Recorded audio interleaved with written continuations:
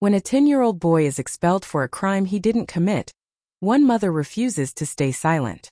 In a town that prides itself on excellence, her fight for truth will uncover something darker. Proof that justice in America's classrooms still depends on the color of a child's skin. The rain came sideways that morning, slicing across the parking lot of Ridgeway Elementary like nature itself wanted to wash something away. Inside a gray sedan sat Tanya Greene, staring at the school doors she'd walked through 100 times before. Except today, a phone call had changed everything. "Mrs. Greene, you need to come in. It's about Marcus." The voice had been clipped careful, not the warm tone she was used to from the front office. Tanya's hand still trembled around the steering wheel. Her 10-year-old son had never been in trouble. Honor roll student, chess club captain, teacher's helper. Marcus was the kid who reminded others to push in their chairs. Yet now he sat somewhere inside that building, accused of violent behavior. She opened her umbrella and stepped out into the storm. Each drop hit like a countdown. The conference room smelled of disinfectant and tension. At the table, the principal, Mr. Laird, thin smile, folded hands. Next to him the assistant principal, the school counselor, and a uniformed school resource officer leaning against the wall. And then there was Marcus, small, brown-skinned, knees together, eyes wide but dry. Tanya reached for his hand. "What happened?" Laird cleared his throat. "Mrs. Greene, there was an incident this morning involving a weapon." Tanya blinked. "A what?" He slid a transparent evidence bag across the table. Inside, a tiny red Swiss Army keychain. Marcus was seen opening this in the cafeteria. Tanya frowned. "That's a keychain. He uses the scissors for his art projects. The blade section qualifies as a knife under our zero-tolerance policy," Laird said smoothly. "Per district code, that's an automatic expulsion hearing." She stared at them, waiting for someone to laugh. No one did. Sometimes racism doesn't shout. It signs paperwork. It hides behind policy. It calls itself procedure. And that morning in Ridgeway, policy became the perfect disguise for prejudice. Tanya knew this policy, every parent did. Last year, a white student had brought a hunting knife for show and tell. He'd served a 3-day suspension. Marcus had a keychain. He was being expelled. She leaned forward. "Show me the footage." The officer shifted. The cafeteria camera's feed was unavailable during that period. Convenient. Tanya exhaled slowly. "This isn't about safety. It's about assumptions. You saw a black boy with a blade and filled in your own story." "Mrs. Greene," Laird said, tone tightening, "this meeting isn't the place." "It's exactly the place," she interrupted. "My son is not a threat." Marcus's small hand squeezed hers. In that squeeze lived fear, confusion, and the first spark of defiance. By the next morning, the news had spread through the town of Maple Cross, population 22,000, where gossip moved faster than Wi-Fi. Some parents whispered about "that boy with the knife." Others said, "You know how those stories go." Only a few asked questions. Tanya didn't have time for whispers. She spent the next 48 hours buried in emails, laws, and precedents. Zero-tolerance codes. Civil rights clauses. She learned that the district's own data showed black students were disciplined at 5 times the rate of white students. Her anger became the focus. If the system wanted a fight, it had chosen the wrong mother. The envelope arrived on Friday, heavy with official language. Expulsion hearing. Monday 8 a.m. Attached was a statement claiming Marcus had brandished the knife and endangered peers. Brandished. Endangered. Words chosen to sound criminal. Tanya looked at her son, curled on the couch watching cartoons without laughing. She knelt beside him. "Did you ever point it at anyone, baby?" He shook his head hard. "No, Mama. I was showing Lily the scissors." "That's it." She nodded. "I know." And in that moment she made a promise, not just to Marcus, but to every child who'd ever been labeled before being listened to. She called an old friend from college, Darius Moss, now a local journalist with a podcast about inequality in small towns. When he heard the story, he didn't hesitate. "Tanya, this isn't just about Marcus. It's a pattern. Let me dig." By Saturday evening, Darius had found at least 6 similar cases in neighboring districts. Black students punished more harshly for the same infractions. It wasn't a coincidence. It was culture. They decided to record everything: calls, meetings, statements. Because evidence is armor when the truth is inconvenient. Tanya stood over the kitchen sink, washing dishes that didn't need washing. Marcus had fallen asleep on the couch, his small fingers still clutching a Lego piece. She watched him breathe and whispered to herself, "They're not taking your future, baby. Not without a fight." Outside, thunder rolled like a warning. Inside, a mother sharpened her resolve. The sun returned without warmth. Ridgeway Elementary looked almost innocent under its morning glow: white brick walls, trimmed hedges, fluttering flags. Parents lined the curb, clutching coffee cups in children's hands. To them, it was just another Monday.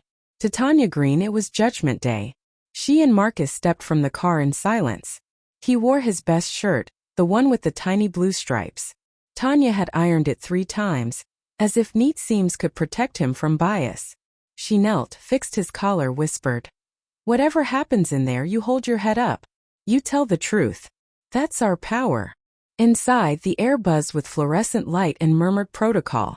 The hearing was held in the district administration building, an echoing hall lined with photos of smiling students, none of whom looked like Marcus. At the front sat the disciplinary panel. 3 board members, the principal, and a district lawyer with folders stacked like fortifications.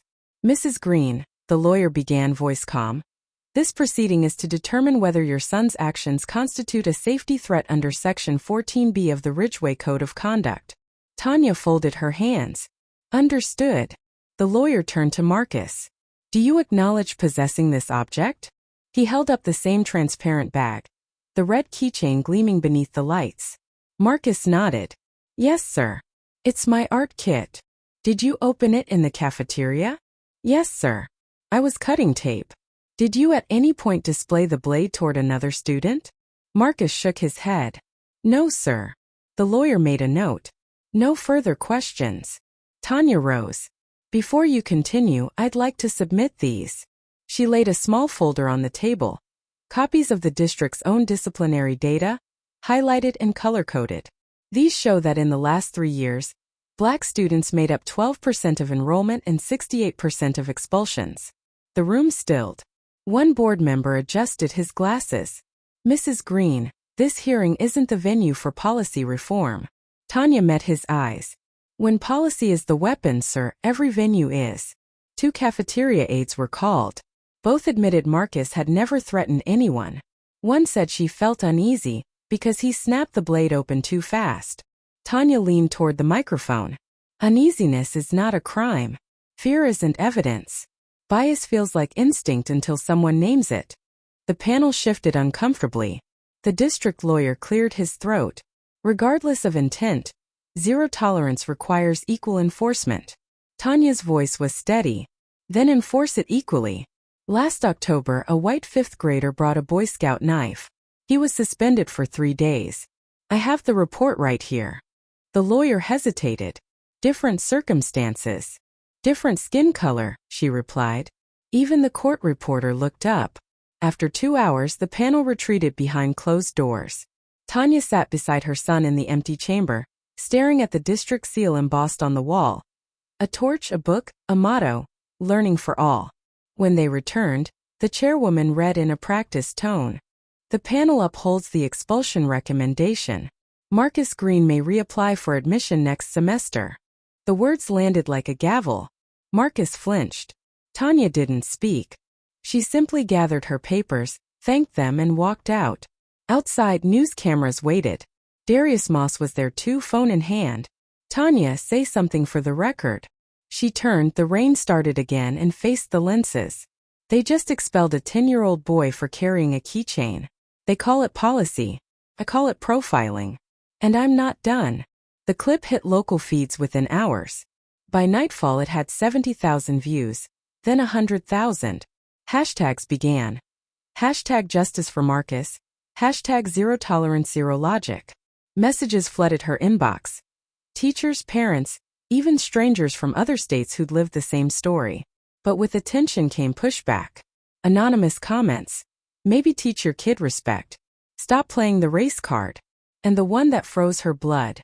"We know where you live." Tanya printed the threats, filed a police report, and kept going.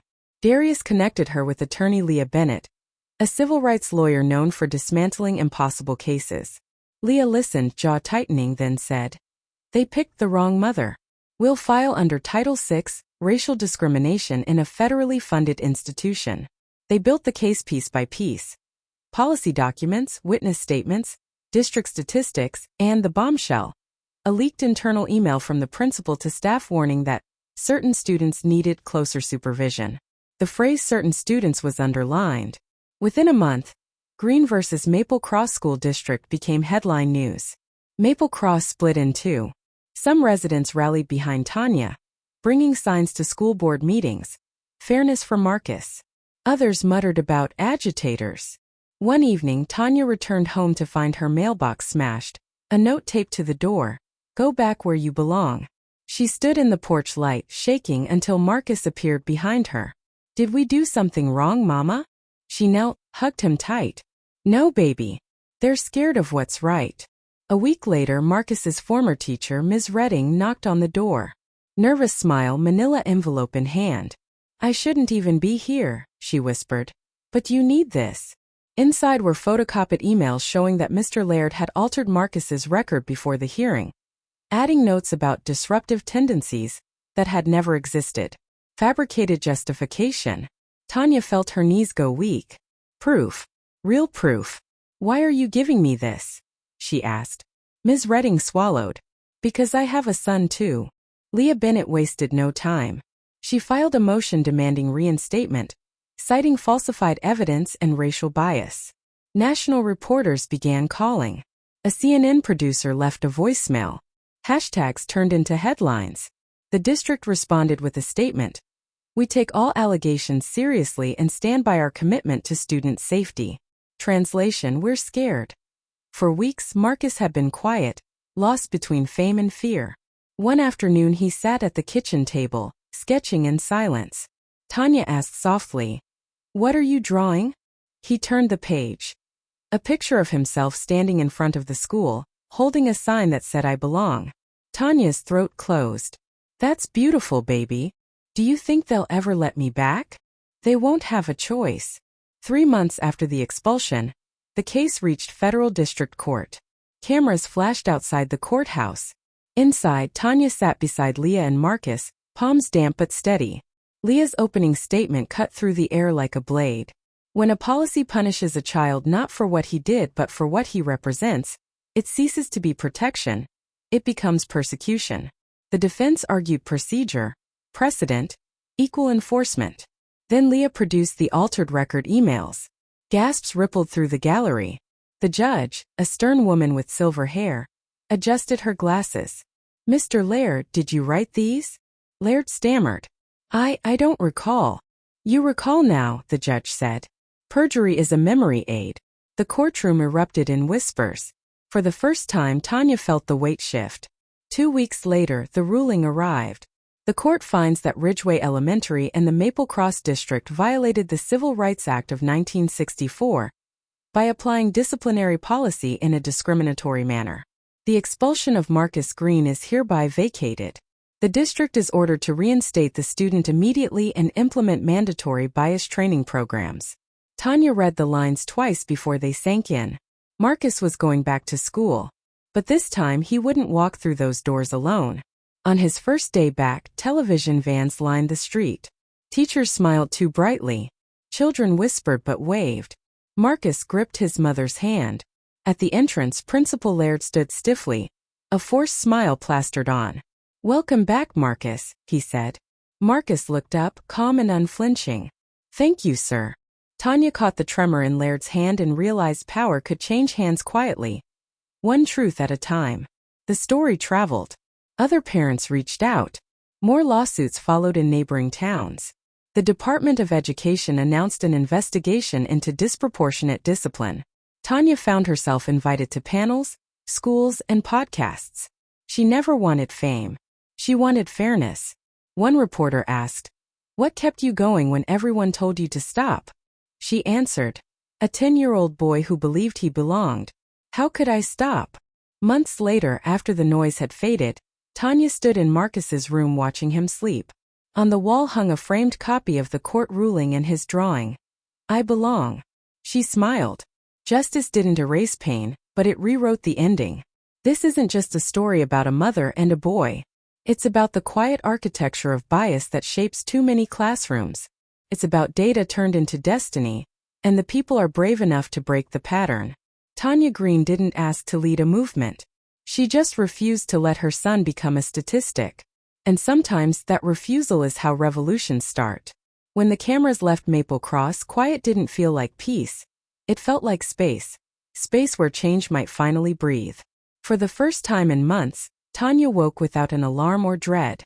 She packed Marcus's lunch, tied his sneakers, and watched him walk through Ridgeway's doors not as a symbol, but as a child again. Inside, posters now hung on every hallway. Every student, every voice. A small step, but steps she'd learned become movement. 2 weeks after the verdict, Superintendent Harris called. "We'd like you to serve on a district equity council," he said carefully, as if expecting refusal. Tanya thought of the night she'd spent photocopying data, of Marcus drawing his sign that said "I belong." She answered, "Only if it's not decoration. If we're changing policy, not printing pamphlets." He paused. "That's exactly why we need you." The first meeting took place in the same boardroom where the expulsion had been decided. This time Tanya sat at the head. Teachers spoke about blind spots. Parents shared stories of silence. The janitor who'd worked there 20 years said softly, "Maybe we are finally cleaning more than floors." Laughter broke the tension. Hope crept in.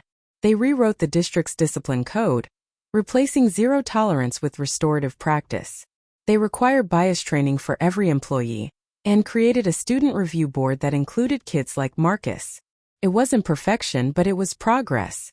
At the spring assembly, Marcus stepped on stage to read a short essay for Black History Month. His voice trembled, then steadied. "My mom taught me that telling the truth is another kind of homework. It's hard, but it makes you smarter and braver. I hope our school always tells the truth." The crowd rose to its feet. Tanya cried quietly in the back row.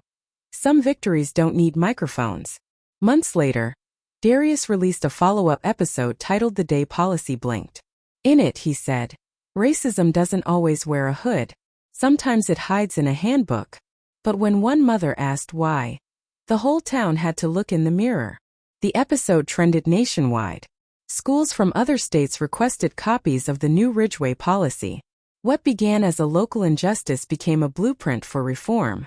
One night, Tanya found a handwritten envelope in her mailbox. No threats this time, just neat cursive.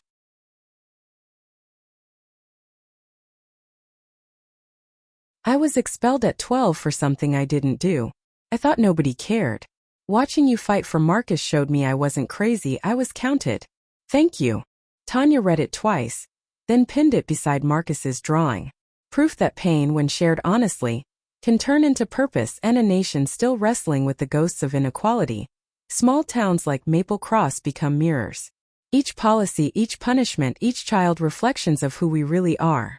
Tanya Greene didn't change America, but she changed a corner of it. And sometimes that's how the map begins to move. 3 years later, Marcus crossed the middle school stage. The same principal, now humbled, handed him a certificate and whispered, "You taught us more than we taught you." Outside, flashbulbs popped. Tanya stood among the parents, sunlight on her face, pride anchoring her to the moment. No headlines, no hearings, just applause and a boy who finally felt seen. Justice, Tanya realized, isn't a destination. It's a maintenance job. It needs checking, cleaning, defending every day. But tonight she will rest. Tomorrow she'd return to the council meeting, to the spreadsheets, to the unending work of fairness. Because fairness, once found, must be protected. This story isn't about a single school. It's about every mother who's ever been told to sit down and instead stand up. It's about how truth sounds when spoken through love. And it's a reminder that systems only change when people refuse to break under them. If this story moved you, if it made you think about the power of one voice, don't let it end here. Hit like, share it with someone who still believes silence keeps the peace, and subscribe to Black Diaries. Together, let's keep these stories alive and help Black Diaries reach 5,000 subscribers so more voices like Tanya's can be heard.